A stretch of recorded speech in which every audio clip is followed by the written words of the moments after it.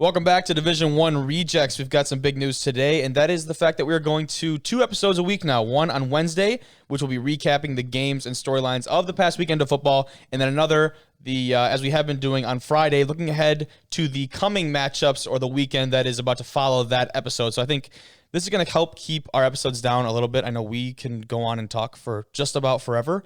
Our last episode was like an hour and a half. A lot of content. It's a lot of content. You guys should probably go back and give that one a listen before you guys watch this one. Just saying. And a quick plug right there. There you go. But like I said, this will keep our episodes a bit shorter in length, a little bit easier to listen to. Not only that, but it's just more content on a more continuous basis. And I think it'll just be kind of a win-win for both sides. But today, another great episode. Even just from this past week, I mean, 2 episodes, you might think there's just less content. Possibly more this week than we had all of last week. This past weekend might have been the best weekend of football. No bias towards the Browns, but just in general, great weekend of football. Some recency bias right there. But we will start off, not actually with the Browns, even though we will get into them when we get into the NFL. We're going to start off with the Washington football team and the upset of the year over the previously undefeated Pittsburgh Steelers. So we're now set at 11-1. The worst 11-1 team ever? That is a very valid point. 100%. A very valid point, and we will get into that. Obviously, now the Lions coming off some success as well. So not only Cleveland, they get their first win under interim coach Darrell Bevell. So that was a big one, and Darrell Bevell now has a better record against the Bears in his tenure than Matt Patricia did in 3 years. And Mitch Trubisky has his first loss against the Lions. That's his first loss against the Lions. First loss against the Lions. That's scary. That is a scary thought. After we kind of get out of that conversation, we'll go into the Patriots, and how they embarrassed Herbert and the Chargers 45-0. That is ridiculous. A Patriots team that we have not seen put up anywhere near those type of offensive numbers. They've now won their last 2 games, even though Cam Newton, it seems, may have forgotten how to throw the football. He threw for like 60-some yards. Yeah. 2 rushing TDs, though. Or he did. 3? I think he had 2 rushing TDs, when you were saying the offense, special teams carried them in that Special teams did, and they set up, when the offense did have to score, they were set up in a position where 10th. It was so easy. Cam inside the 5.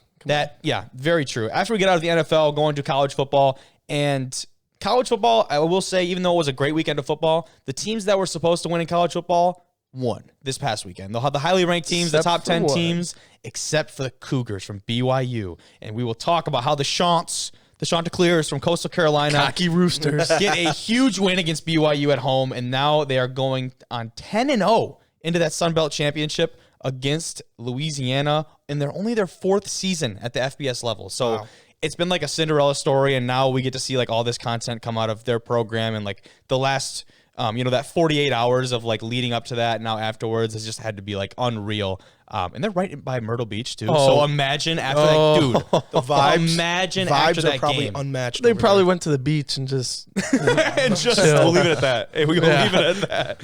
But as always, just chilling in the basement, talking some football. The video, as always, also will be available on YouTube for your viewing. Otherwise, you can find us on Spotify, Apple Podcasts, or wherever you get your podcasts. But another great note today, if you have not seen, we actually got a Twitter account going. So go follow us on Twitter. It's D1_rejects. And this is where we'll tweet out some of the best highlights from our show and the greatest parts of the conversation, including some good snippets of audio from our guests that will join us on the show, as well as maybe some of our hot takes or the funnier moments of the show. The best of everything, basically. The best. So while you're sitting here, go give us a follow. I'd really appreciate it. But before we get into all of that great conversation and more, I want to get right into our first conversation of the day. So let's get right to it.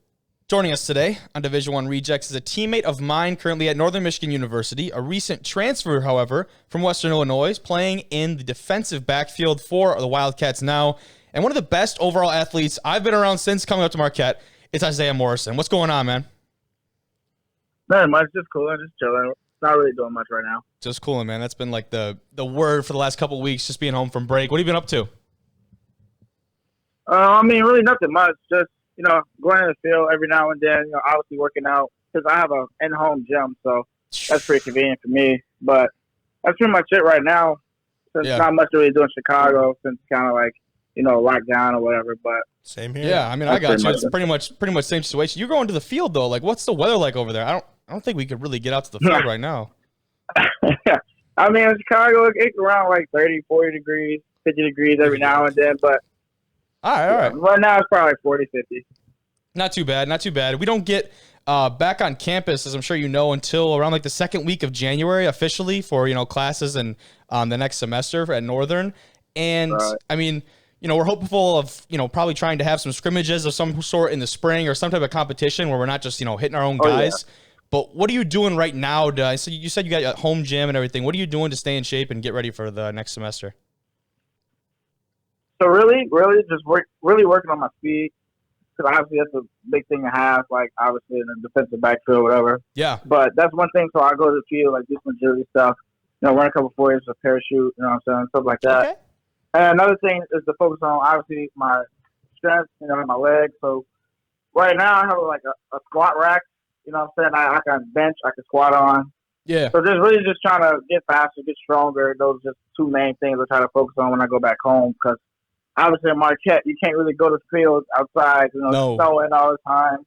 Hell no. Sometimes you can't really use the dome because it's closed.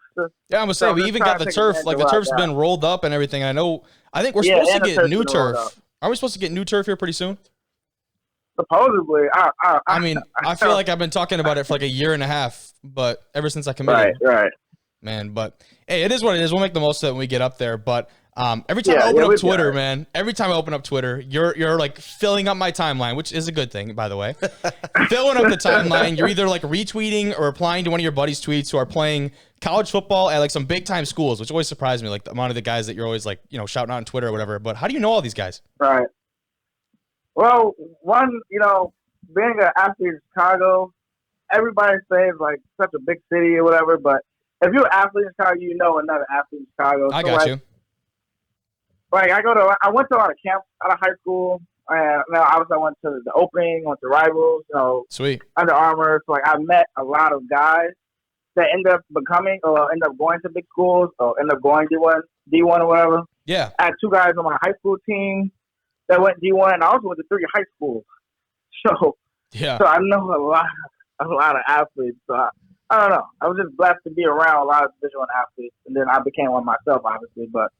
Yeah, I got you. I mean, what is it like just following these guys? Usually for me, honestly, I know it's like we don't have too many guys from my school as of late that have gone to like some big time schools, like high school wise. Mm-hmm. And I, for one, was not like a huge camp guy because like shirt and or a t-shirt and shorts or whatever is really not my kind of game. So I wasn't really blowing up any camps. But like usually for me, it's watching the guys that I played against in high school that have gone on to play at these big time schools. I would assume it's pretty similar though. Like just watching these guys go and make some big time waves at these schools gotta be pretty awesome. Yeah, I mean, and then also I did 7-on-7 too, like in the big Chicago league. So our whole first team went Division I, so it's kind of like I knew a lot of guys. So that's another thing. That's awesome. That I ended up with blessed experience. Yeah. No, I mean for me, I played fullback all the way up till like my senior year, so there was no 7-on-7 in the picture for me. Kobe, you still do. But another thing on your Twitter is this Reese's Senior Bowl. You're always tweeting about, and I think you use the hashtag like small school product. Is that right? Yeah. Yeah. So tell me about that and what, why that's a big goal of yours in the future to go and compete with some of the best. Well, when I was a little bit younger, I have a cousin named Isaiah Morrison. That was kind of a guy that role model me since obviously he was my family as well. Yeah. And he went to Bolingbrook High School and ended up going to the University of Florida to play linebacker. And that's obviously another Division I guy. Yeah. But he ended up going to the Reese's Senior Bowl, and that's kind of how I like found out about it and found out like how they obviously maneuver things. And I was like, man, I really want to go to Reese's Senior Bowl. One, because obviously he went, so I kind of wanted to, of course, follow on his footsteps. But also, it was a great way for guys to get exposure, especially coming from small schools. Yeah. Now, I went to a small Division I school out of Western Illinois. And I was like, the only how I can compete with the, guys at Alabama or Florida was to go to certain bowl games, like the Reese's Senior Bowl or the East-West Shrine game or, games like that. And I always use the hashtag small school product because there's not many small school products that go to those certain, obviously that's bowl games or all-star games and things of that nature. So, like, I was kind of using the hashtag to show that it does happen. Like, it can happen, to give small school product like guys hope that you can make it to the bowl game, or you can make it to this certain combine or something like that. Because it's, limited guys, obviously, and they obviously are overlooked when they go to small Division I schools. So that was the one reason I kind of did use those hashtags, and hopefully we see some Division II guys go to the Reese's Senior Bowl or the combine or something like that, because those are great ways for guys that come out of high school and don't want to go D2 because they don't get that type of attention. It shows the guys in high school that they actually do. You just got to put in the work. You just got to go. You know what I'm saying? No, I get it. Like, you're tweeting this out, and it's not like, look, I want to do what this guy's doing. It's like, hey, I want to show these however many people follow me that, like, all of these guys are doing it. So, like, why not me? And more importantly, why not you? I love that, dude. That's sweet. Exactly. Yeah. Exactly. And you said it. I mean, coming over from, coming to Northern from Western Illinois, rather, I want to know what your experience has been like so far and what it was like at the FCS level and kind of like what made NMU feel like the right choice for you now transitioning under that Division II scene. All right, well, when I first entered Western, it was more so out of high school, I really wanted to go to Division I. Yeah. I had a lot of Division II attention, but being a high school athlete, your dream was obviously, some people's dream is to go to Division I. So that was the reason, one why I ended up choosing Western. And as I got through the process of it, I mean, obviously, my first year I redshirted being a freshman, and the next year I got injured, tore my labrum, but I did not know that actually. Yeah, and that kind of ruined my last season. But I mean, it's fine. Injuries happen. But Western became more of a business type of scene. I mean, don't get me wrong. I met a lot of people that I probably have lifelong friendships with, but that's good. The team just became more business. It was more people going in and out, and it just wasn't my type of scene. So I kind of want something different, and I wanted to be valued different because after you get injured, things change.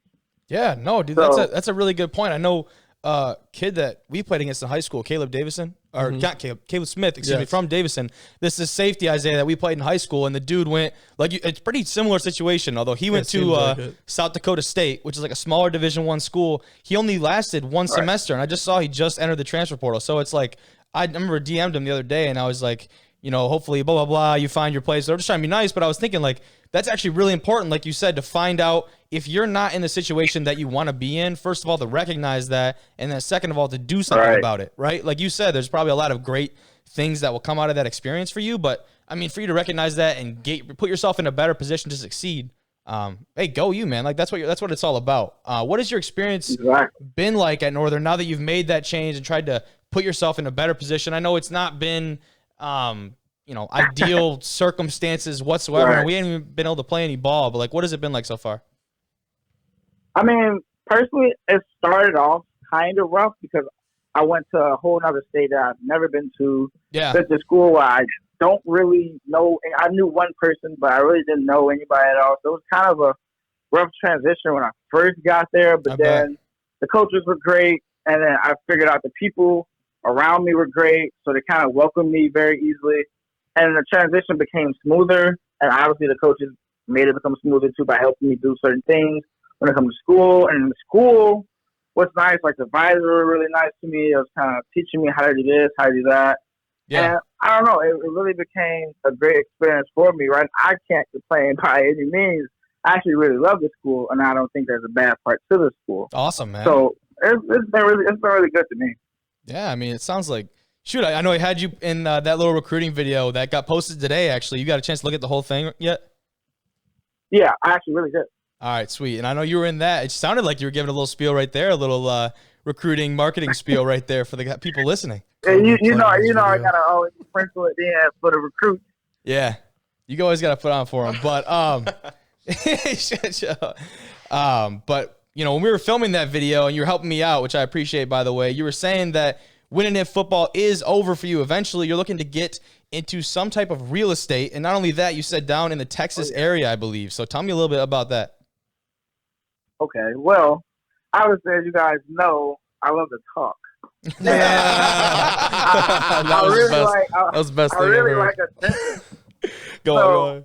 So I feel like I can be a really good salesman. So like I can really sell anything. Okay. And I'm a people's person. people actually really like me. You know, I got the nickname Hollywood, so it kind of Okay. all ties in together. So, and one thing I do love is home. Like, me and my dad watch House Hunters all the time and HGTV. Like, that's just one thing we really like in interior designing. And I was like, you know what? I want to be able to sell homes. This is like kind of senior high school type thought. So I was like, I kind of want to sell homes. Like, I want to kind of get into that type of business and flipping homes. Yeah. And I've been to Texas a lot. I've been to Dallas, San Antonio, Houston, Temple, like those areas. And I was like, you know what? I think this is the place that I want to be, because there was a 7-on-7 tournament we had in Dallas. Yeah. And I got to spend a few days there, and I was like, okay, this is where I got to live. Like, you know, this is where I want to be. I started looking up real estate in Dallas, and the cost of, like, living is very affordable. I was like, you know what? Real estate's really hot in Dallas, or really hot in certain parts of Texas. And that's just been my plan ever since I got into college. So I majored in marketing, and now I'm about to graduate my bachelor's in December in marketing. So I'm trying to figure out if I'm going to get my master's or a double bachelor's. I'm trying to figure it out. But, yeah, that's how it is with kind of real estate with me. Man, that's such a quick timeline. And you're only 19 still, correct? Oh, only 19. Yeah, so Only 19. Wow. Well, yeah, when do you turn 20? I turned 20 in March. March. Okay, so it's pretty soon. But still, I mean, like, just to be in that situation and to be like, fourth year? right? No, third year. But Okay. like to be in that situation and to have like it moved along so far, and like you know what you want to do, and it sounds like you've known out of high school, even coming into that, like you got your shit together, and like people can't say that. I think there's so many people that can't say that, and even like guys like us sitting I here. still don't know what I'm gonna do for my degree. Like, Yeah, there you go. Like it's just people, and that's I'm 20 years old, and that's so common though. You know what I mean? Like that's not uncommon at all. It's like people just don't. They're trying to figure stuff out, and it's like a really tough time for a lot of people. But I guess just kudos to you, bro. Like that's awesome that you know exactly what you're doing. You got a purpose and all of that. But let's kind of switch over. Just talk a little bit of NFL stuff, man. Washington beats the Steelers. What? I don't even know how that happened. Hey man, so like the Steelers, and we're gonna talk about it right after this, but I'll just give you a brief. Like Steelers they had all the keys of a trap game. I think heading into this, right? I think it was like their third game played in like 13 days, and all these things leading into it. Beat Baltimore in the rivalry game. Exactly, like all these things that just set them up to be like a trap game. What did you see? What did you see in that game? And how crazy is it? Like that they're no more undefeated teams in the NFL. Well, personally, I didn't really watch the game, sadly. Oh, But come on, hey, watch look, some football. I have a lot of stuff to do with my life. Yeah, he's Oh, got it good. all Fine. together. Yeah, he's got it all together. He don't have time to no, watch he doesn't. football. He's got his priorities. But straight. I did have Claypool in my, or what I think his name Claypool. Claypool. Oh, or something like that. Claypool. Mapletron. But I had him God, on my don't you dare fantasy, disrespect and he Elvin gave Johnson me like 5 points. Yeah. That's what I do know. Yeah. Hey, imagine having Juju and getting you 2 points, but he probably did a TikTok after. So And I'm hurt, and I'm pissed. Oh, that's awesome. How about, going over to the college level? Did you see the breaking news today about Michigan canceling the game against Ohio State? But, yeah, the Michigan-Ohio State game canceled. Yeah. Yeah. I wanted to ask you because, obviously being a competitor at the college level, I was talking to someone today about it, and they were like, if the roles were reversed today, and if, say, Michigan was 5-0 and needed to, get I would have into lost my mind. if Michigan was 5-0 and needed to get into this playoff or or the Big Ten championship more so, and they had COVID, this game's happening. That's what I was thinking. Is like now they're on the other side of it, and they're like, maybe. But I just want to know, like, from a guy who's competed at the college level, like, what do you think about that, man? Honestly, I kind of feel like Michigan really did that on purpose. Yeah, that's what everybody's Jim thinking. Harbaugh way. I'm not. Michigan is not having a great season at all. No. Ohio State's undefeated, and all they needed was this one game, which they were probably gonna win. Well, yeah, they were favored by 29 points when on the line when they got canceled. Exactly, and obviously Harbaugh is on the hot seat. Yeah. And if he loses to Ohio State, it's just going to cause more controversy for him. Yeah. But So is he on the hot seat? I really think they kind of really did this on purpose. I'm not even going to lie to you. But I'm actually glad because I'm a Florida fan. Yeah. So they're going to move Florida up. Okay. Transfer Heisman. Tebow guy? Yeah. And Kyle Trask is in the guy. Heisman, 100%. Good stuff, man. Good Does stuff. that mean you're also a Bears fan, being from the Chicago area? That's a good question. Unfortunately, I'm not. I am an Eagles fan, sadly. Whoa. Hey, what? Hey, Jalen Hurts. Jalen Hurts. Yeah, Jalen Hurts. Yeah, I'm you see that so today? glad we're starting Jalen Hurts. There you go. That's what QBU, I've been baby. trying to say. He called it QBU at Oklahoma. Stop. Nah, I mean, if you really think about it, Baker Mayfield, As of Kyler late. Murray. As of late. As of And late, I'll Jalen give it Hurts. to you. Yeah. I guess that's a Appreciate fair point. Yeah. But But hey, also, man. you can say Alabama's QBU Yeah, Oh, just Tua. in the because past. they I'm also saying, didn't like, have Tua. Exactly. It's Tua. AJ McCarron was AJ getting with McCarron that was one a- hot babe. So, yeah, QBU. There we go. Mac Jones is in the Heisman race. Semifinals true. right We'll now. see how he translates, at the To the next NFL level or level. whatever. But Yeah, that's true. yeah, but hey, man, I appreciate your time. Thanks for hopping out with me. Oh, yeah, no problem, man. All right, dog. I'll talk to you later. See ya. All right, you too. All right. Great conversation with Isaiah. What a grounded Hollywood. guy. Hollywood. That was awesome. Likes to talk. Yeah. I like to listen. How about that? Had everything figured out. Dude, for he did. himself. He's Yeah. 19 years old. This is his third year. That's crazy. That Is that not wild? Like, that's nuts. That is Graduating nuts. at 17? Well, he's getting his bachelor's, but then he's going to go on after that. Yeah, we to- graduated high school at 17. Oh, yeah. Had to That's have, you yeah. must have. You're right. You're right. That's But yeah, definitely a guy we're gonna have on again, and I think it'll be nice because he knows a lot of those guys at that top level. So I think it'll be a good resource to get some more great guests on here. But bouncing off of that, let's get right into the NFL, which is where a majority of our conversation will be at today. He's got the sweatshirt on today. Cleveland Browns, a big time win. He proved me I wrong. do want to He proved say me though, wrong. he proved a lot of people wrong. 2-0. A lot of people wrong. 2-0 last week. 2-0 on game pace. Okay. Call me whatever. Corso. Baker Mayfield dominates in the first half against the Titans, Wait, but the score. I didn't hear you. Can you say that again? Oh, it's gonna be one of those episodes. But the score. Look at the Baker final score. Mayfield dominates the first half against the Titans.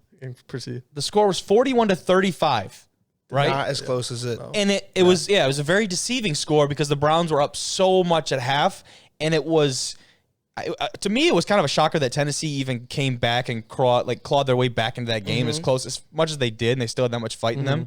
Not that I expected them to roll over and die No, 'cause after they're a good halftime. team. No way. I don't think they would do that, especially because of their coaching and just their style of play. Yeah, Vrabel. But headline here, you actually told this to me, but I was thinking the same thing. Their huge lead at halftime that basically takes out Henry out of the equation. Obviously, Oh, for sure. he's not going to have the day that he usually has, and we saw that 60 yards on 15 carries. Because And a when you're huge up by fumble. that, yes, that's a great point. Huge fumble. When you have that big of a lead, the Titans can't afford to have these 6, 7, 8-minute drives that they just parade and march down the field. You can't do that. Yeah, the Titans are a team that if Vrabel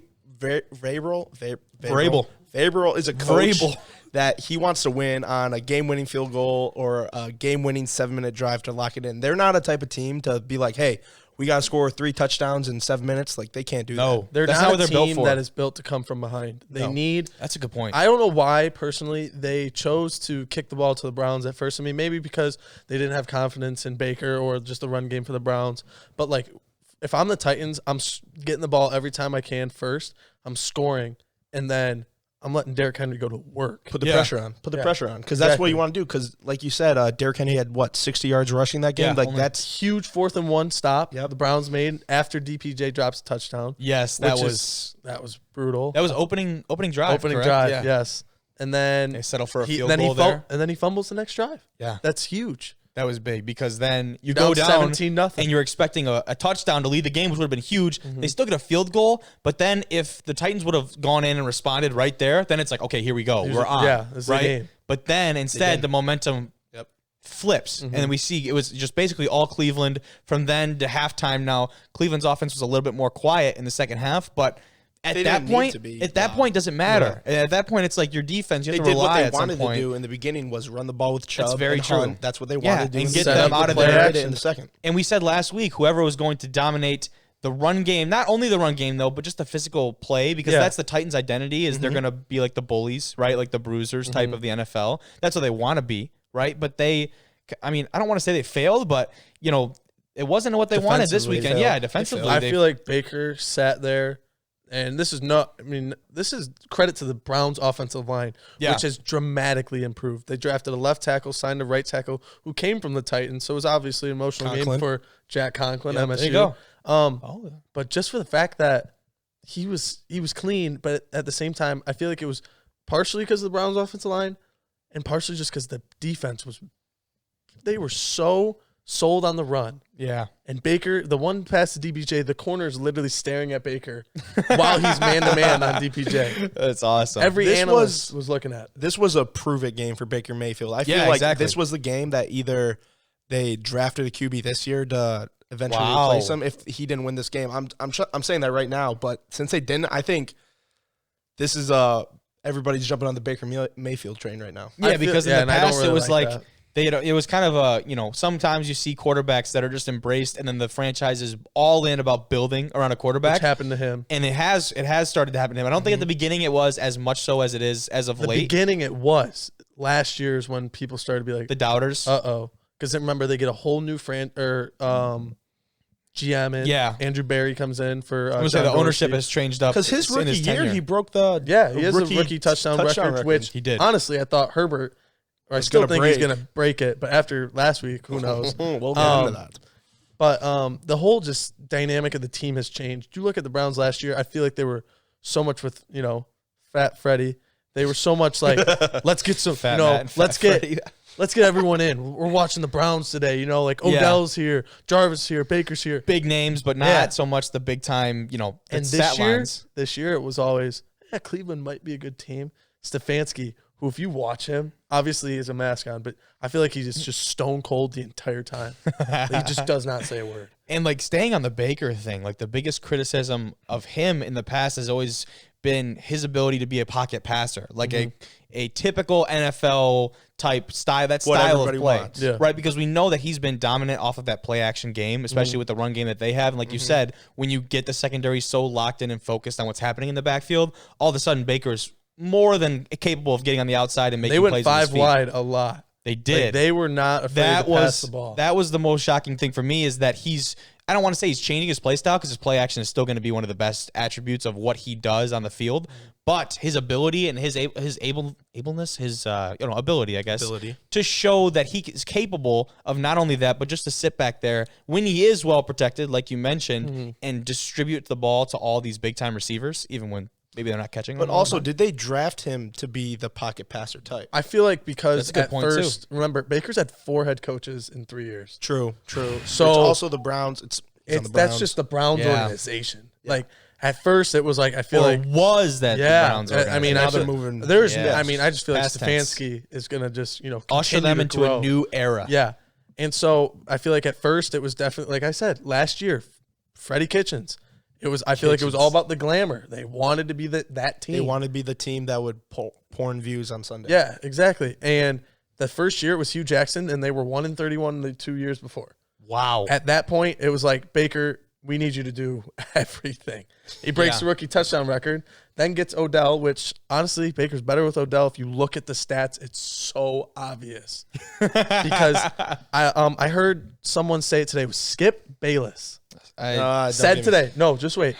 Baker, he says Baker feels that he was more worried about Jarvis Landry and Odell getting their catches, right? And if Odell didn't catch, it was a big deal. But if Rashard Higgins and DPJ don't get a catch, who cares?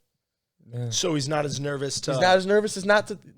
To be like, hey, interesting. Our star wide receiver's not getting the touches. Mayfield's fault. But it's like, oh, Higgins, DPJ had a great game. Go Baker. Yeah, it's not the other way around. He's spreading the wealth like a Tom Brady. doesn't make Baker better, but or how am I trying to say? I'd love to hear. To like get off of this, but I'd love to hear the take from Colin Cowherd, who has been apologized. He pretty much did. He did. He said, "I didn't see this." He said, "If Baker Mayfield plays like this, the Browns will make a run in the playoffs." Wow, I did not see that. That is the biggest. Because from him, did you see his tweet? No, he tweeted out and said, backwards hat guy. Yeah, backwards hat type of guy. That was a while ago. That was awesome. Yeah, that was funny. But he tweeted out, he goes, "My TV seems to not be working. How's Baker playing today?" And Twitter just went at him. That is awesome. Baker's wife went at Stephen A. Smith. Wow. Because Stephen A. Smith was like, he's a game manager. He's not that good. You're going to need to go in a different direction. I hate that term. I hate that. She tweeted out and said, well, this aged well. Man, it was awesome. I don't like that term. Just like, if you don't think he's a good quarterback, then attack him for not being a good quarterback. Don't call him something. I feel like game manager at some point can be a good thing. It should be. McCarron it can and should be a good thing. AJ McCarron was a game manager and had 3 national titles. I would say Big Ben is a game manager this year. Right now, 100% great game manager. Totally. Yeah. Joe Flacco, no way they should be 11-0, but Big Ben is a great game manager. I feel like Drew Brees has low-key been a game manager in the last couple of years. He's been nursing a rib, but yeah. Well, yeah. He's got a new rib every week. The Titans, though, moving on for them, they need to have a huge bounce back week because that was not the showing that they wanted, especially riding the momentum off of that huge 45-26 win against the Colts, who they split with so far in the season. That is... I believe AFC they're still South. Yep, AFC South, and I believe they're still in the lead. They are. They still have the tiebreaker. Yeah, so tiebreaker. But bounce back game for them this coming week. We'll talk about that. But against the Jaguars, so I guess you kind of see what will be coming out of there. Yards, Yes. Jaguars put a good fight up against the Vikings. But let's dive more into that Pittsburgh-Washington football team matchup. Pittsburgh got outscored 23-3 after being up 14-0 just before halftime. But to me, you're not going to win meaningful football games, scoring 17 points. And we just said Big Ben can be a game manager. Well, he needed to be a scorer for that Pittsburgh offense, and that he was not. And I think undeservedly so, before I let you go on whatever tangent you're going to go on, undeservedly so, his receivers are catching a lot more flack than I thought they should have been. That 4th down call where they threw it on the outside, I just watching Get Up and a couple other shows this morning, they were really attacking some of the receivers, Deontay Johnson and like Washington and someone else, but they were kind of attacking them for a couple of the plays that they made, and I thought it was totally, what was the 4th down play? They were in Washington territory, and he throws it on the outside, and it was just a bad ball. And even the commentator said something about the body position of the wide receiver. And I don't know, at what point do you stop protecting Big Ben and just accept the fact that he's not the Big Ben that he has been? Well, he's not the Big Ben that he has been. And like we said, he's a game manager. But also, when you can't run the ball. That's true. When you can't run the ball you expect old Big Ben to do that. 21 rushing yards for the Steelers on the night. Okay, yes, James Connors, their lead back, was out for COVID protocol. And Benny Snell is supposedly was the future. He's looked awful in the past 2 games. Yeah. When you can't run the ball and you want Big Ben to throw the ball, he had like 41 passes last night. He can't do that anymore. He's not like their team's not. Their offense doesn't revolve around that. Yeah, he's not. Like I said, he's a game manager. He needs to manage the game. He needs James Conner back there and some dump passes to Juju and dropped him his prime, and that's it. Well, I feel like this is the reason why your receivers were getting 7 drops yesterday. Well, okay, I should preface that we're all 7. I should preface that by saying he had 50% of those.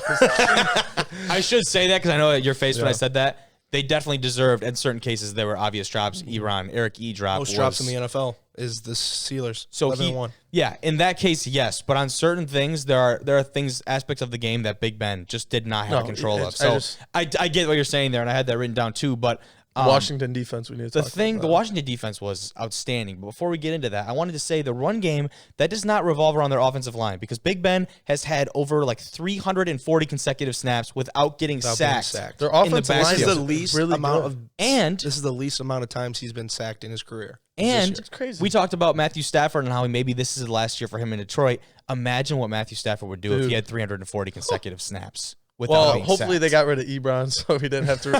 History didn't repeat itself. Yes, exactly. But it could not be more fitting that Ebron catches that final pass and lets the time run out, and he was pissed because he dropped 3 or 4 balls on the day. Three balls, 2 of which bounced directly off of his chest. That big 85. Off that big number 85, and he.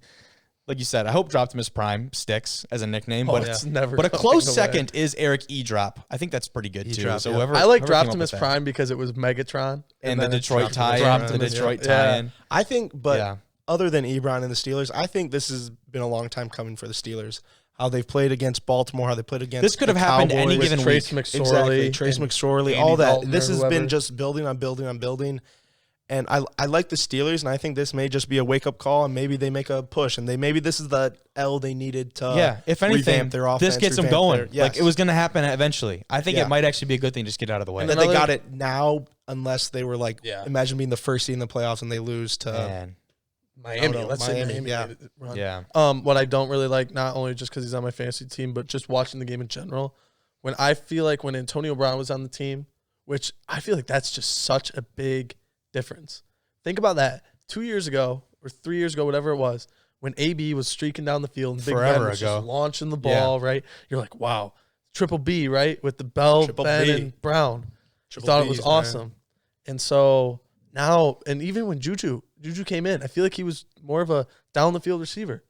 He's getting 3-yard screens. He had 10 targets for 7 receptions. I think he's their third receiver as far as receiving yards go. For touchdowns, it's Johnson, it's Claypool, Johnson, Washington, Juju. Yeah. I believe it goes. I believe it goes Claypool, Johnson, then Juju as far as receiving yards go. But I think receptions, it's Juju 1, which is weird. So he's the deep ball guy still. No, he's the short. Reception. Sorry, receptions. He's the Julian Edelman. Oh, getting under routes, and that's interesting. That's unfortunate because 2 years ago he was catching the opposite. those. That's what I'm saying. Yeah. Remember the 99-yard touchdown or whatever against the Lions? He had against the Lions, and then that 93-yard he had against the Broncos 3 years ago. Yep, I remember that. Doesn't make for good TikTok content. No, it doesn't. It really doesn't. I saw something that said that Juju's pretty much going to be gone out of Pittsburgh next year. A lot of people do not like him. I don't know what it is though, because I think so. Rookie contract. Because of his antics or whatever in his social media. But I mean, for every seems like a great guy though. Exactly, but for every time you see a stupid TikTok that Juju makes, you see him out giving food to homeless people in the community and other things, and when their game got canceled, and he was already with the foundation going out and in the community for Thanksgiving and all that. He's a good guy. To some extent, you can't just run a guy, but you can't run a business. It's got to be on the field. Exactly. If you're gonna gripe a guy, if you're gonna come after him about his performance and make it solely based off that. They really like Claypool. And Deontay Johnson has really. And Washington, don't sleep on Washington either. He has their most receiving touchdowns this year. He's their deep threat. Yeah, which Juju used to be. Speaking of Washington, different Washington, but they finally showcased their stout defensive front, which has arguably the best front seven, I wouldn't say in the league, but one of the. I would say the best up-and-coming front four in the league. Well, front four for sure. If not this year, next year. Was Sweat and Young on the outside, then Burfict, though, in the linebacker core with that. He had the big interception at the end, correct? Bostic. Sorry, Burfict is different. Burfict just got arrested. Sorry. Bostic. Yep. He had a great game, too. Former Steeler, too. That was a big game for him. Big game for him, but not only the interception, he had been playing very well before then, too. And then, as well as Ryan Kerrigan has kind of led that team. And he's been quiet this year, but he also hasn't been, in the past, he's had to have 10 sacks or whatever. But now Chase Young's been quiet, I thought, up until. Chase Young, he doesn't get the sacks, but Chase Young makes plays all the time. He has been producing, but he has sacks when the other guys on your team are getting them. Yeah, that's true. That's a good point. That's a good point. Kerrigan, there's Young, there's Payne, there's Jim Sweat. Allen. Payne, that's right. Allen. Yes, Jonathan Allen. From Alabama. Montez Sweat.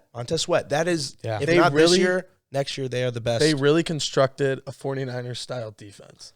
That's good. Bosa, Buckner. That's good. D Ford and Thomas. Yeah. Armstead. Yeah. They really decided to do that. And credit to Ron Rivera. I mean, he went to a Super Bowl with Cam. Obviously, we all know who that turned out. And the Panthers were always, hit or here because of Cam Newton's injuries. But he goes to Washington, and they should leukemia not or be. Lymphoma, right? Yeah, he beats cancer, which is awesome. That's good for him. How can you not run through a wall for a guy like Ron Rivera? That's true. That's a good point. And we didn't even talk about Alex Smith. Oh, and that's the next guy. Yeah. I mean, geez, if those two guys are leading your team, dude, it's like how do you not want to just go out and grind for these guys? We have a guy who beat cancer and a guy who leg almost fell off. Almost died. How do he almost died? He almost died. How does my ankle sprain even look bad? Like the perspective that you have to have playing with these guys. Yeah. Imagine that. You come off the field and ankle sprains are no joke. But you come off the field and you're like, oh, I got an ankle sprain. And Alex Smith is just staring you down. With his leg was bleeding. His leg was bleeding, and they just taped it up. He went right back in. Yeah, he gets cleated, and there's blood pouring down his cleat just out of nowhere. And the commentators totally played it off, too. They're like, oh, it looks like Alex has a little bit of an issue going on with his foot. Yeah. I'm like, that dude just got chopped. And it's just the fact that I don't know. It's amazing to watch. Alex Smith has always been a winner. Been a winner. Even at Utah with Urban Meyer. Yeah. It was crazy. Yeah. You know who he couldn't beat? The Lions this year. And they pull it together in the fourth quarter and beat the Bears 34-30. That is crazy, by the way, that the Lions, So are the Lions better than the Steelers? If we're playing who beat who, if we're playing the who beat who game, then you'd have to say so. But Detroit was down by 10 with 2 minutes and 30 seconds left in the fourth quarter. Big touchdown to Marvin Jones, and then a Mitch Trubisky fumble set by up. Romeo Okwara, who is secretly underneath having his best career ever and his best brother game, the other season. Yeah, ever. season. Yeah, His brother's the other one, right? Julian has been out; he's been on IR, but Romeo, one something Bob Quinn should get more credit for was going out and drafting him. That's fair. That's a good point. But and that signing the GOAT as their running back. It's my personal opinion. I understand 2 hardcore Lions fans that I'm not going to get that, but Adrian Pearson's still a stud. Hey, great player. Hey, he's game-winning touchdown for AP. 2 touchdowns, ton of carries, and especially like right now where we don't have Swift because of an illness, correct? Because he cleared the concussion protocol, but because of an illness. Usually people and do then, get illnesses after concussions. That's a good point. Like. It's part of like the symptoms and other things, but those can last far after that actually is done. And we already mentioned that Bevel, with his first win as the interim head coach, already has a better record against the Bears than Matt Patricia did have in his tenure. And what was interesting is that they actually asked Bevel after the game about this, and he reportedly didn't receive any type of congratulations or text or anything from the former head coach. And I imagine he just was not very happy watching Pat that. Patricia, he didn't sound like congrats guy. He Pat was Patricia. Don't call him by his real name. Just keep going with Fat Matt. He just didn't seem like a guy that'd be like, oh yeah, congrats. Very he true. Was pissed. Dude, did you see the one time in the interview where he's like, "You're kind of slouching right there. Can you Really? Yeah, he looked at a reporter and it was last year. I'm so glad he's gone. Dude, I like how Bevel was like, yeah, just play with your hair on fire. Just go out there and ball. The hair on fire quote was pretty funny. Like, that is awesome. Like, I would like to play for a coach that's just like, you know what?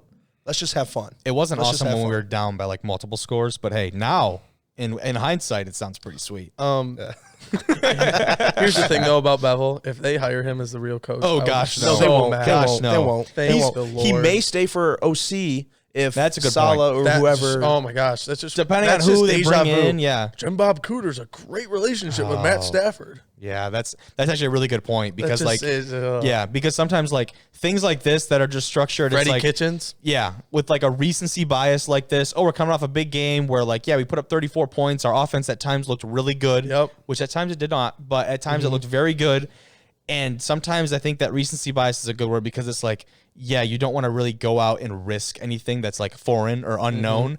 But like right now, especially, that is exactly what this franchise needs. Do not pull the Browns and hire within. They stay in because the Browns hired Freddie Kitchens over Kevin Stefanski, and if the last thing I want the Lions to do is hire Bevel and let a guy like Robert Saleh go to the Jaguars. Which even if they win out, I still don't see them hiring Bevel. No, if they're not. No, I agree. I don't think so, and I don't think they should. And I hope that he understands that. I assume he does. I assume so. As an interim. But also, he wants to get his foot in the door for a head coaching job. Why wouldn't which you? I think this could. Why wouldn't you? Show him. That's a great experience for him, and just to have that to show, like, the future employers. Worst thing that could happen is if he goes and becomes a Super Bowl winning coach. Oh gosh, that'd be brutal, wouldn't it? And then we all sound like idiots. So it is what it is. We always sound like idiots. Actually, still regarding the Lions, watching that game last night, Bills, Niners. It was great to see 2 potential Lions coaches that were going at it. That's a good point. The OC, I forget his last name. He's a bigger guy. This is D. Yeah. The ball? Something around that. I don't know. I know what you're talking about. And going at it with Saleh. Yeah. If Saleh has his guys, I think the 49ers win. But it was just great to see them go at it. And I thought directly coaching against each other. Yeah. And I thought it was really cool because I feel like either of those are my top 2 choices for the Lions head coach right there. Yeah, that's a good point. Before we leave the Lions-Chicago conversation, I did want to talk about who I think is probably one of the best players on that Chicago team. I think you guys agree. Allen Robinson, the wide receiver. Yep. Wide receiver number 1 for them. Jacksonville Jaguar. Yes. Former Orchard Lake St. Mary's graduate. Is he really? Correct. Yes. Wow, I did not know that. Went to Penn State. There you go. Wow. Anyways. Get him on the show. Well, that's a pipeline then, isn't it? Between him and Hamler? Yeah, Hamler too. Yep. That's a really good point. He's with the Broncos, correct? Yeah. Yeah. Penn State. But I mentioned Allen Robinson because he had a pretty boneheaded play towards the end of the game. He ran out of bounds. Yeah, we're not getting him on the show anymore. Of the first down line. And hey, if that's the worst play that you're going to make, whatever. But that was actually huge because it screwed his team over at that critical time in the game, and they had to go for it on like 4th and 1, and we made that huge stand. And then from there, for David Montgomery, yep. I think exactly. I think he thought, well, that was such a horrible play call on 4th and 1. Oh yeah, I agree. Why you have Mitch Trubisky, who's not the greatest passer of the ball, but he can run. Yeah. He can run. Do a read option there. That's a good Make point. Mitch. Yeah. Or even just get him out to a run pass option. Yes, exactly. Do something to where Mitch can make a play. Yeah. And it'd be like, Nope. the Lions Up the stuff gut. Montgomery. But David, Up the gut. David Montgomery was having a great game was. before that. Yeah. So maybe you were just like, hey, I trust my O-line. I trust my running back. Well, there Let's was see if we only- can And pick that goes this back up. to the Steelers too. Coach Tomlin talked about it. If you want to be, I'm not going to say, I don't know his exact words, but I'll paraphrase and just say like, if you want to be a dominant team, you want to be a dominant physically be a dominant team. When it comes to those points where Washington held them on the goal line, right? Remember that huge stand? Chase Young had that big play on fourth down where he came through and made that tackle on Snell. Was it Snell? Mm-hmm. Yeah. Yeah. And he said, if you want to be that team, you have to be able to convert in those situations. That's what separates, like a great team like that. And it's, obviously they're not on the goal line and the stakes weren't exactly the same, but that is just as critical of a point in the game for them. And if you can't convert and make that happen, I think that says a lot about you. Well, I really want to think about this too, because I'm pretty sure Chicago had no timeouts left. There was like 13 seconds. If they got it, I think how the are they game's going over. to? Yeah, what do you do? How are they Because you're going to running. run another play? That's another great point. Like if you're just running up the middle, then you're going to deal with another Pittsburgh incident against the Ravens where they're all just sitting there and like taking their time getting off so that the clock continues to run. It's like, and they ended up robbing the Ravens of, a potential score before half because they had to rush that play. Minka Fitzpatrick makes a great play, knocks the ball out of the tight end's hands. We didn't even talk about in the Pittsburgh game when Alex Smith, after that play, he ran off the field with the ball. Wow, I didn't put that in there. Yeah, they got that kickoff. I was not watching, and I texted was you, still confused about it. So it was a very unique situation, I will say, in at the least, right? So Washington has this chance, to go and they're trying to score before halftime. They're down 14-0 at this point. Kick correct? a field goal, no timeouts left. Trying to get this field goal off, and so they're throwing the ball, and that's the smart choice, right? Because incomplete pass, whatever, that's what. But he gets sacked. So that's immediately a problem because there's only like maybe 8 or 9 seconds left on the clock at this point, right? He gets sacked, and I would assume he had the wherewithal to think about this because you don't just do this on accident. Oh, I saw him smiling. Yeah. So when he gets sacked, he takes the game ball, and you see the ref standing there with his arms like this. Like, okay, let's go. Get the ball down. Let's go. He runs off to the sideline with the game ball. They do not have a ball. Everybody's standing around. The clock continues to run. So many people are so confused, and then they're like, the one head official comes out, white hat comes out, and he's like, we do not have a ball, blah, blah, blah. Please set the game clock to 7 seconds. Boom. Set the ball down, snap right away. And field goal goal team runs out. Wow. So, in that situation, you get sacked. There is no way in hell that they were going to be able to get the field goal unit out to the field. Fourth down now? Yeah. Oh, they're not spiking it either. No, and I don't know actually if it was fourth down or not, but you only have however many seconds. 7 seconds yeah, left. You didn't even have enough time. Out. There's no ball. They had to stop it, which I was surprised there wasn't like a 10-second runoff or anything. Yeah. That seems like it was just like a... That's, what that is. That's going to be something that they visit during the offseason or even just the next couple of weeks. That something is going to be made because of that. The Alex Smith rule. What a play. Alex Smith rule. The Alex Smith rule. Comeback player of the year. When we come back 2 weeks and they've got some stupid little rule written in the fine print, that's what they better call it, the Alex Smith rule. Mm-hmm. I'm telling you, that better be what it is. Play. Finishing up our Lions talk here. Brutal schedule. What? It's a brutal schedule coming up for the Lions. For the Lions, brutal. It definitely is, and we're going to talk talk because maybe one game. Unfortunately, we're still at the bottom of the NFC North in the standings, but the Bears have now lost 6 in a row. Their franchise, as far as I'm concerned, is a dumpster fire, right? Absolutely. And we're only one game behind Minnesota, who sits at 6-6, and they actually have a pretty tough schedule ahead of them. But let's look at the Lions' next 4 games: Packers, Titans, Bucks, Vikings. And that Vikings game is going to be very pivotal for the Vikings, who are trying to make a playoff push. Exactly. The guys right now who are trying to really get and their the foot in Lions door. can't stop the run.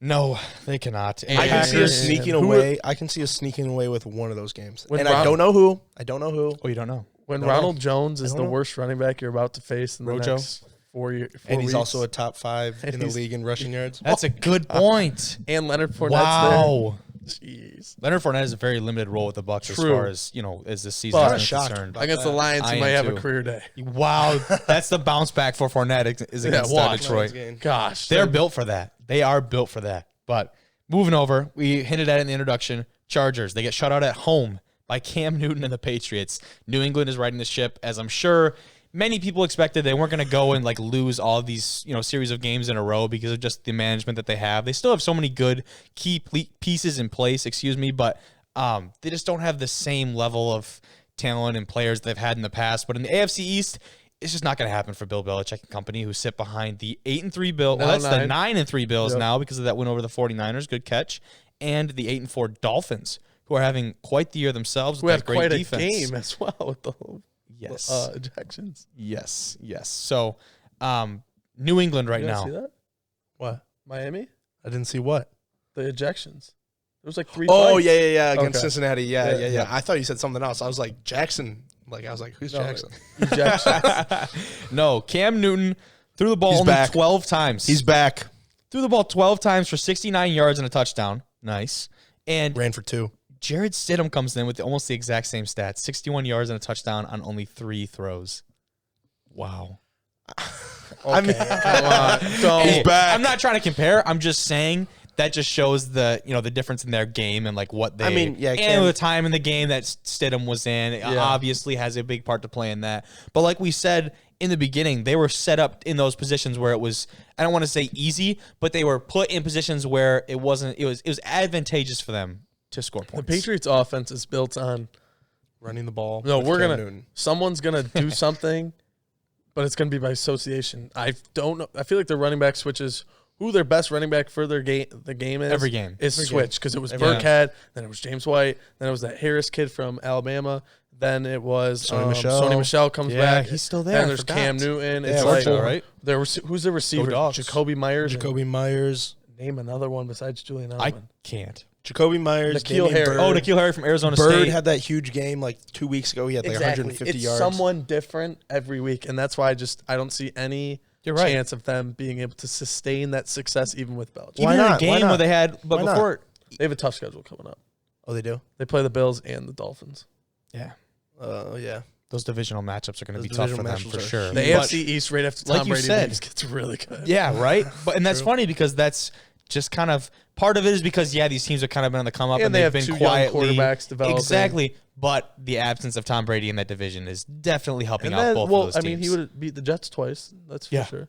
Go Tom Brady. They found a way to lose. I don't even really want to touch on that too much, but the Jets found a way to lose against the Raiders and that long pass from Carr to Ruggs. I was like, no way. I was watching. I was like, no way. The Jets are about to win this game. And I was like, oh, Ruggs is open. He just outran him. That was embarrassing. It was so embarrassing. Right after they threw the incomplete pass, Derek Carr in the end zone. Yep. And the Jets got the ball. I was like, all right, switch channel. And I see at the bottom of the screen. I'm watching the Lions game. It goes Raiders 31. I go, how? I'm like, no way Sam Darnold threw a pick 6. And I turn back. That would have been poetic, though. What? Like, how do poetic. Henry Ruggs, come on. By the way, speaking of the Patriots, I think Cam's gone, and I've been hearing rumors that Sam Darnold could be going. Sam Darnold's going to go somewhere. And this would actually coincide with a lot of the things that Belichick has done in the past. Picks up Newton, which has been a huge part of their season for how little he got him for. Darnold's stock, I guess you could say, or his value He'll still be on a rookie contract. Has continued to decline. Not because of, I don't think because of his ability, because I think he has some decent ability. Obviously, he's not one of the best quarterbacks in the league. That's not the conversation. But the management that he's had, and with Gase and those, the other individuals there. Adam Gase is an idiot. Yes. But that is a big factor to play in how he's being perceived by other teams in the league. Imagine going to Adam Gase, the greatest coach of all time. Yeah, and exactly. This too. Look at Tannehill. Tannehill was Adam Gase's QB in Miami. And now look at Tannehill. I didn't know that. The Titans picked up Tannehill for the littlest amount, and look at him now. So that's why I'm saying this really would coincide. I think that'd be really fitting for him to go to the Patriots because of that's what Bill Belichick does. Is he gets these guys that are steals. Stidham's not starting next year because Cam's gone. Stidham's not starting. No. So they're going to pick up someone. Yeah. I don't think so, and I don't think anyone thinks so. Where does Cam go? Going back to what Cam's done. I see him as a backup. He's either a backup because nobody. His game is not really, it's not really something that teams are looking for at this point. I don't think. That's sad to see. It kind of is. I love Cam. Former MVP. Cam. Yeah, I know. Former MVP play style. But also, he's not the best pocket passer anymore, and it's nobody's looking for a straight run. Have always been a little off. Yeah. It's just not his game. The game has changed for sure. But like you said about the Patriots, they did not have a rusher over 80 yards. So, and they've just been revolving those backs, which when you have a bunch of talented guys, I guess you could make the argument that that's all right. But that also means if you don't have a number one, you also go through the process of not having any guys go in and gain momentum or like really getting a rhythm, I think is the right word. You know what I mean? Harris and start to feel the been- game out. Harris had been leading the charge. Yeah. I was just say, with a couple really good games against the Ravens, I think he had a great game. And so it's really, I was really interested to see that Sony Michel ended up being the leading rusher. Yeah. And we've got some pretty good things to say about, a lot of football and insight and other things, I would say. Let's hear what Los Angeles star defensive end Joey Bosa had to say about the loss, the 45-0 loss. He said, quote, "It's pretty obvious there's some problems." And then he kept going and he said, "I'm not going to show up and play hard." Or he said, "I'm going to show up and play hard, excuse me. I don't know if everyone else is." Ouch. Wow. Yeah, that hurts a little bit, doesn't it? Yeah. That really sucks. That's like one of the Lynn, faces. correct? Like, that's their Lynn. guy. Yeah, Anthony Lynn is there right now. He may be gone. He's almost most I definitely saw gone. something. Because but- I feel like they have so much talent. Yes. Like, they were like the Browns ever since Herbert got Well, that they've also haircut, had- it's just been Since downhill. Herbert got that haircut. Well, it's also Man, if you haven't seen that, please just Google Justin Herbert haircut, and he looks like he's went from a stud to like a little boy from the Polar Express. exactly. That was brutal. went to Please steal check a that girl out. to. I'll have her back by Have her 7. back by 7. Apparently, the Chargers organization really likes Anthony Lynn, so I feel like that's going to be a breakup. Great guy. I've heard him I feel like speak. it's going to be a but, like, breakup like Jason Garrett. a great guy only gets you so far in professional sports. Yeah.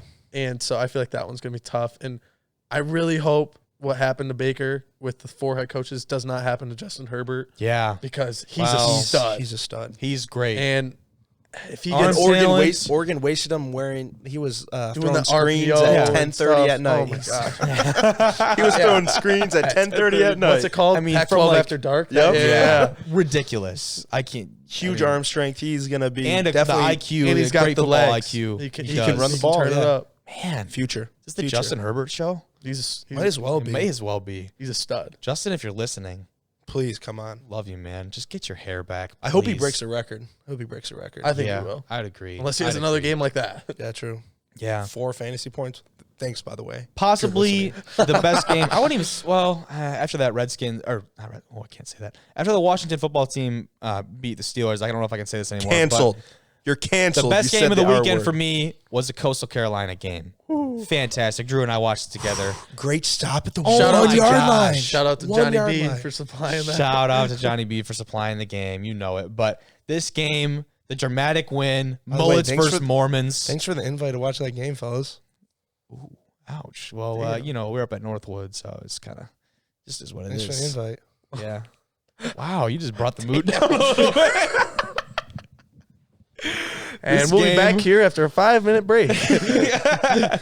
This game was back and forth. It felt like a rivalry game. We said this multiple times. It felt like a legitimate rivalry game, just the way that it was played.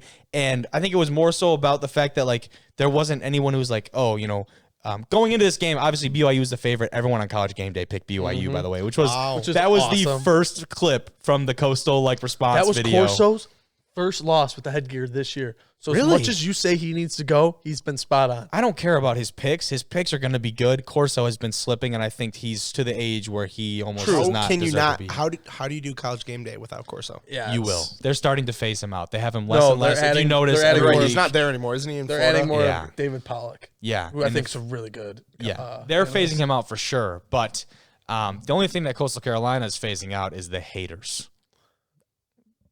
I hate you. Did you practice that one in the mirror before you said it? Or I did no? not actually. It was just right off the top. Oh, of He my also head. loved the Mormons versus Mullets. He led with that one. I Oh, love that, that. though. The That was T-shirts great. were T-shirts were great. awesome. T-shirts were great, man. And the mullets look sweet. The interviews with those linebackers, the two, the bros before the game, those two, I don't forget their I don't names, even but know that their was One of names. them's bleach blonde. yeah, That was exactly, dark, yeah. Love exactly. A good mullet. Love a good mullet. How about our boy? They had Hey, photos after. how about our boy, the BYU quarterback Zach Wilson? Oh, my respect level. For I that guy. have here. I said he may show up anytime or anywhere, but that does not mean he's going to perform. And he wore it on his headband too. Dude. Anytime, any place. Anytime, any place, anywhere, or whatever, or anytime, any place. Do you see that when he threw an interception anyone. and both the D linemen are Yeah. just pushing him to the ground? No flags. It's just like 94. Dude, we were talking they were about out this. for blood. 94. He was and there every 52 play. They were there were every on single him. play. I don't care if the play was across the field. They were sitting there standing over Wilson. As soon as he got up, they were just looking at him. And who made the He was rattled. the game-winning play to seal the game?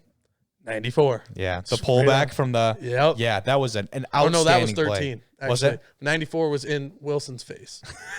Of course he was. Of course. Dude, he didn't leave his side like the entire game. And like you said, Good. he literally got slammed to the turf. The surf turf, by the way. Which was awesome. Surf. Surf turf. Surf I turf. like that. Not Smurf turf. Yeah, it's surf turf. Surf turf. Whoa. I love it. That's dope. Smurf turf. Yes. Oxford. We're dark blue. Smurf turf. Gosh, you got sued by Boise guys- State there, bud. Yeah. Theirs okay, is buddy. more Smurf turf. It is, but the Yours is surf Smurf turf turf. is definitely dope. Now, Coastal, I say, has a chance to play in a New Year's Six Bowl. I don't think Like it's going a to Western. happen. Yeah, but like I don't think it's going to happen. Who do they play next week? Is They it already still have their the Raging championship? Cajuns. They do, who are ranked number 25 in the country for the Sun If Belt they win that- Championship. They already beat them, so it'd be a rematch. They did. It's going to be a huge New Year's game. Six. New Year's Six. It's a I feel like they possibility. should. It's a possibility. Because it's the best non-Power 5 team makes it, and they would be. I would assume they're the best. Cincinnati. Oh, But never now mind. Cincinnati's in a very Oh, yeah. intricate spot, though. Yep. Yeah, you're wearing it. They're in a very interesting spot because I'm sure you've seen that their game against Tulsa is now no longer happening. I didn't know. Oh, I'm I not. did not know So that. they're not Cincinnati playing fan. Tulsa, but I believe if not next week, then in 2 weeks they're going to have Tulsa for the AAC championship. So that I sucks. those UCF two would games, get 'em. those two games are going to decide who the best of five is. That the correct term? Correct. What is it? Uh, I think of what? there's like Power Five, then it's like the best of five, like the No, one it's, team that's like. Just non-Power 5. just Yeah, the team but that's not. they call it like best of five, or whatever. But those two games will decide between probably the two of them who will be that team to make it Group an of five. appearance. Group of five. That's the of word. Thank you. So I think for Coastal Carolina, like we talked about earlier, like, it's just a Cinderella story with all of like the things that have come together and put into place for them. And I think College Game Day was the best thing to happen you to that think program. that Coastal Carolina BYU could be a rivalry going forward? That'd be hilarious. Like a like That'd be awesome. so awesome. That'd like be awesome. Oklahoma but- and Ohio State? State's kind of a rivalry. Like it was for a little. Oklahoma, Kent State always beats, or K-State always beats Yeah, for Oklahoma. some odd reason that's so true every time. They kinda always funny. beat K-State. But Oklahoma Yeah. always I loses really K-State. think that And they have the flexibility because of BYU being an independent. and Coastal Carolina is not going to be scheduling, all these great schools in the beginning of the year. Yeah. That'd be awesome. Imagine great. every week That'd be one. so cool. It's like If Coastal we just versus witnessed the BYU. start of that, I'm like here for rivalry week, and it's just BYU, Coastal BYU. Carolina. Yes, now Mullets that's- Mormons. That'd be Great great, Mormons. especially with the fans there. I love it. You have to love it. You love it. That'd be awesome. I love it. You love it. I former owner of a mullet. I love it. That is arguably worse than Herbert's cut. But Oh, it worked Oh, wonders. yeah. the It rest worked of college wonders. football, was not nearly exciting. Exciting. And I Yeah, think down weekend for college football. it kind of was, but it's like, college football, college sports in general, March Madness with basketball and everything. I think some of the appeal of college sports is that you don't know what's going to happen on any given night, and the amount of upsets and different type of game scenarios that we see out of college athletics. We didn't really get Yeah, that you said this that at weekend. the beginning, right? Correct? Exactly. And you That's what said I was just hinting at, Everybody yeah. that was projected to win. They really won. did. The top 6 teams won all in dominant fashion. Cincinnati actually had a real close game. UCF, your Knights, 36-33. Cincinnati barely. I don't even know finds why their I'm way out wearing of a that one. Cincinnati hat. I don't even But- like them. I literally grabbed their hat over the UCF hat because those are my boys. That's ridiculous. Well, UCF had a chance to win a big-time game there. Unfortunately, they did not for your Knights there. But no major shakeups in the college football rankings. Are there any ways that the current top 4 can change? We got Alabama, Notre Dame, Clemson, and Ohio State. What needs to happen? We'll talk about the Ohio State-Michigan game in a little bit more depth here in a second. thunder. But please, go ahead. I was gonna say, well, it's already happening. Michigan Yeah. cancel. Exactly.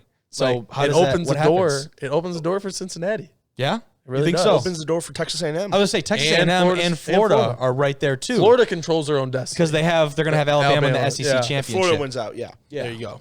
Florida wins out. And Alabama will And Alabama still be, loses. but And Alabama looks as the best team right now. they'll still be there though. Even if they lose to Florida, I was just about to say They're that. still gonna be Do there. they? Would you keep them in over Ohio State?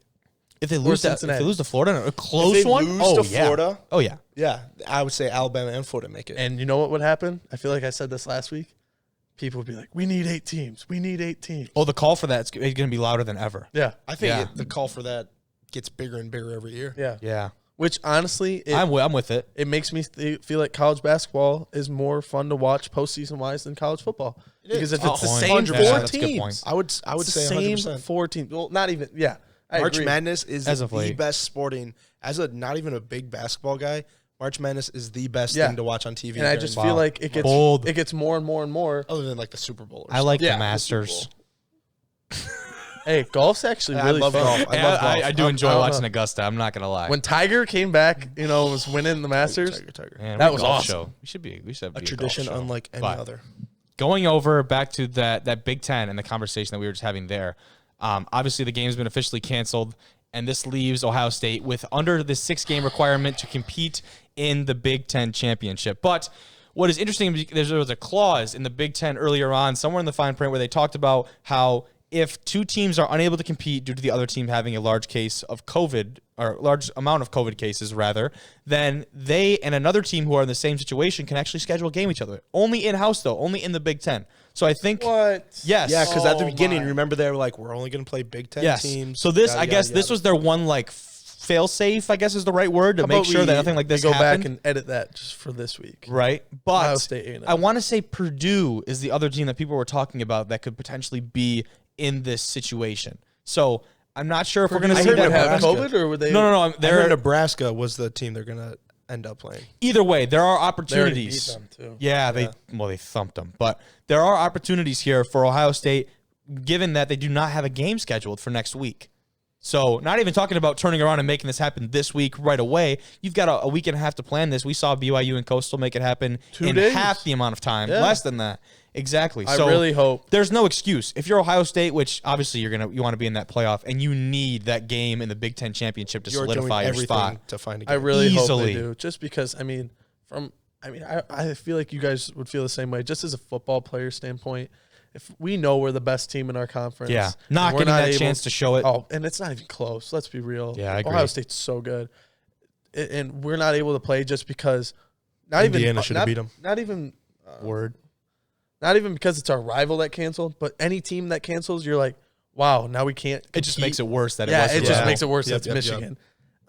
But now it's just like, wow, like, are we really not gonna have a chance to, it's people. It was my dream growing up, to play for a national title. It'd be awesome. There we go. That'd be sweet. Your I dream feel got bad crushed. for, because I'm a D1 Life reject. sucks.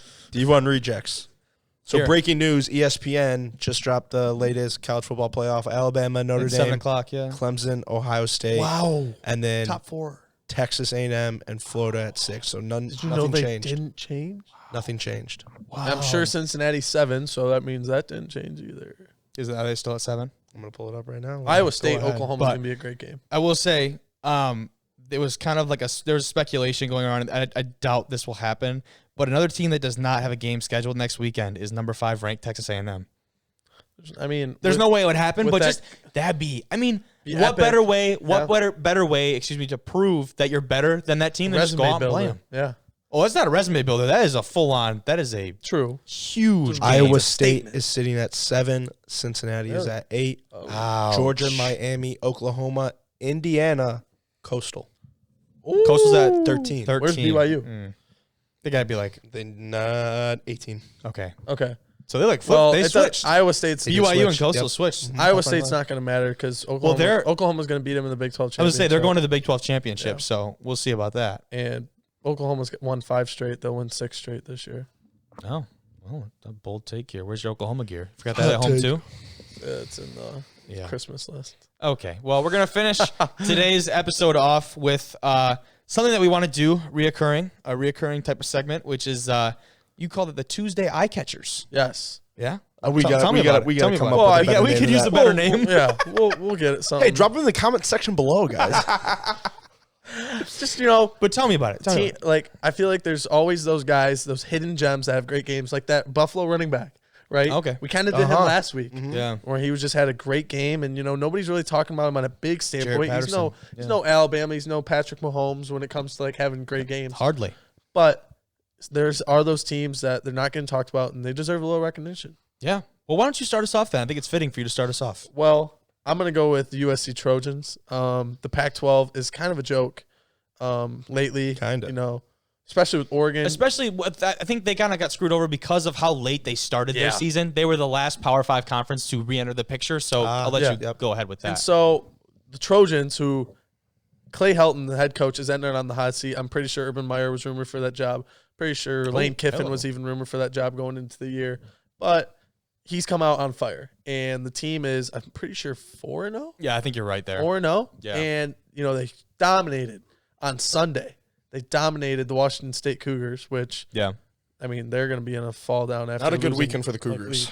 No, it is not. And so USC may lose out in the playoff, but imagine if they go undefeated, and it just proves that USC could be back. But we thought that with Sam Darnold, and that wasn't true. So, but I just think that in general, USC, good shout out for them because they're definitely not getting the recognition they deserve. Yeah. I'm hoping the playoff committee actually raised them up a couple rankings, but let's see what Kobe's talking. Yeah. Okay. Yeah, well, my team is Indiana, and more specifically, Tom Allen, the head coach, deserves to be coach of the year, and you can just tell that his guys love playing for him. Like, it's unmatched because he's giving that, I think it was like a post-game interview after their big win against Wisconsin, and you had almost every single guy before going into the locker room. They're, like, draped over his shoulders, like, this is awesome. The man, like, this is our dude, our guy, like, let's go, best coach. Like, you just can't, there's no way you can fake that, you know what I mean? So that's real. Like, he's hilarious. The amount of injuries that he's gotten while celebrating with his, current and past teams.